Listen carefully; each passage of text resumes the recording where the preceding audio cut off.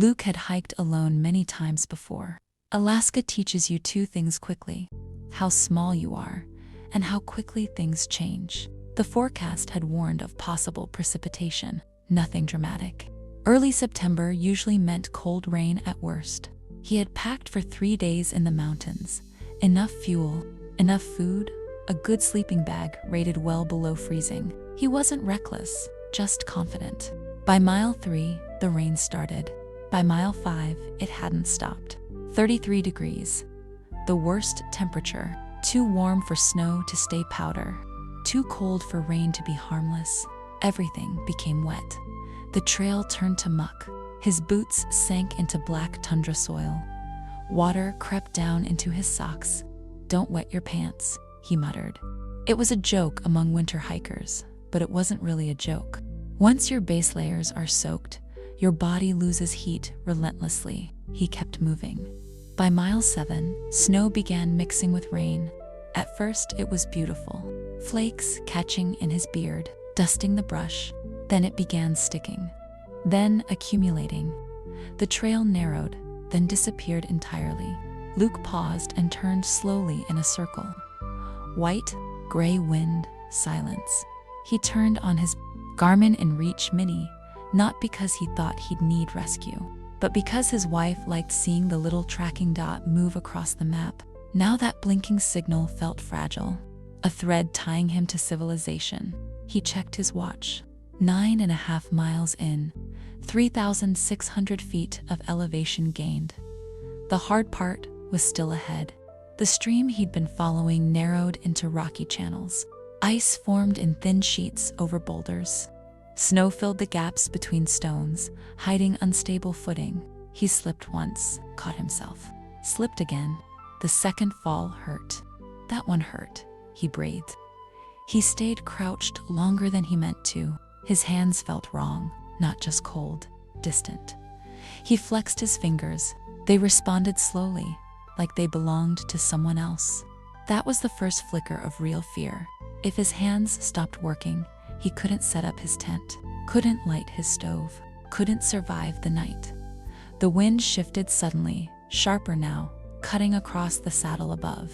And then he saw the tracks. They were deep and clean in the snow, large for toes, pad broad and heavy. Wolf, fresh enough that snow hadn't filled them yet. Luke straightened slowly. He scanned the ridgeline. Nothing, just wind-sweeping snow in long silver ribbons. Then he heard it. Not a howl, not close, but present. A low note carried in the wind. His chest tightened. Wolves rarely attack humans. He knew that. Statistically, the danger was nearly non-existent. But statistics don't mean much in a blizzard. He continued forward, slower now, scanning. Then he saw her. She stood on a small rise above the stream, gray coat thick, flecked with white, broad chest, powerful legs planted firm against the wind. She was not thin, not desperate. Behind her, partially hidden by drifting snow, two small shapes stumbled uncertainly. Pups. Luke stopped moving. The wolf did not growl, did not bare teeth. She watched him.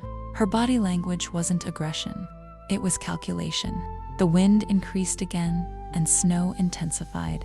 Within minutes, visibility dropped from 50 yards to 20. Luke looked uphill, looked downhill. The trail was gone.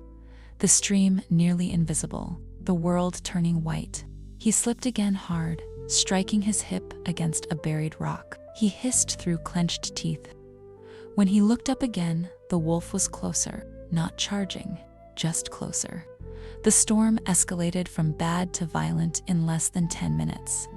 Wind roared across the saddle, snow blasted sideways, stinging his face like sand. He could no longer see more than 10 feet clearly. Panic tried to rise. He forced it down. Slow is fast, fast is slow. Then he saw it. A shallow rock overhang half buried in snow, barely enough to crawl under, but enough. The wolf stood near it. That was when the calculation changed. He could try to push past her, or he could freeze. He moved slowly. No sudden movements, no direct eye contact. She stiffened slightly. shifted her body, positioned herself between him and the pups, but she did not block the shelter. She stepped aside just enough. Luke crouched under the overhang. The difference was immediate. The wind dropped by half. The snow no longer hit him directly. It wasn't comfort, but it was survivable. The wolf lay near the entrance, curling around her pups, facing outward into the storm. Luke's hands were nearly useless. He had to use his teeth to undo his pack buckle. His stove nearly slipped from his grip twice before he managed to steady it. When the flame finally caught, the tiny blue flicker felt like hope. He filled a metal bottle with water and set it to heat. His fingers burned painfully as blood slowly returned. He pressed adhesive body warmers against his chest and lower back. "I feel like I'm starting to not die," he whispered. The wolf's ears flicked at the sound, but she did not move. Outside, snow piled quickly. Inside the shallow shelter, the temperature remained brutally cold, but stable. He wrapped himself in his sleeping bag. Wearing every dry layer he had left, he ate dates, a strip of smoked fish, anything to fuel internal heat. Minutes stretched into hours. The storm intensified. The wolf shifted once, always facing outward, always listening, guarding her pups, and unintentionally shielding him from the worst of the wind. In that narrow space, Luke understood something quiet and profound. They were not allies. They were not enemies. They were simply two living things enduring the same night. The temperature dropped sharply after dark. The sound of wind deepened, a constant roar, punctuated by sharper gusts that rattled the rocks. Luke reheated his bottle once more. Fuel was low. He would have just enough for morning. No more. At some point, something strange happened. He grew too warm. He cracked open his jacket slightly in disbelief. Hours earlier, he had been on the edge of hypothermia. Now he was stable, alive. The wolf remained awake longer than he did. Every sharp noise brought her head up. Every shift of wind drew her attention. Her body was a barrier against the storm. And in that narrow space, Luke understood something quiet and profound. They were not allies. They were not enemies. They were simply two living things enduring the same night. He drifted in and out of sleep, dreamed of warm kitchens, of sunlight through trees, of his wife watching a blinking dot on a map. At one point, he woke suddenly. The wolf was standing, ears high, body rigid. Luke held his breath. Then he heard it too, a distant crack. Ice shifting somewhere along the slope. Avalanche. No, just wind breaking through a drift. The wolf relaxed slowly and lay down again. The pups stirred, pressed closer. Luke exhaled. Time moved differently in the storm. It stretched and folded. Eventually, the wind softened, then faded, then stopped. He woke to brightness, not warmth, but light. He crawled to the edge of the overhang and blinked against blinding white. The valley had transformed. Nearly a foot of fresh snow lay untouched. The world looked peaceful, as if it hadn't tried to kill him hours earlier. The wolf stood all ready. The pups bounced clumsily in deep powder, energy restored. She looked at him once. No gratitude, no threat, just awareness. He was alive. He was leaving. She turned and began walking across the slope. The pups followed, small legs punching holes in pristine snow. Their tracks stitched a quiet line across the mountainside. Within minutes, they disappeared over a ridge. Luke packed slowly, carefully, checked straps twice, pulled on snow gaiters. He had 9.5 miles back to the trailhead. The descent was harder than expected. Snow turned to slush at lower elevation, then back to rain.